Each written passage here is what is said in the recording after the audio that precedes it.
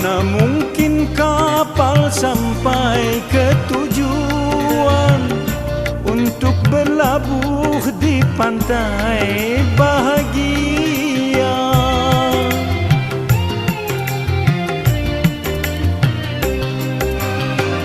Tajamnya karang, jauhnya laut merah, tak mungkin akan mempersatukan cinta.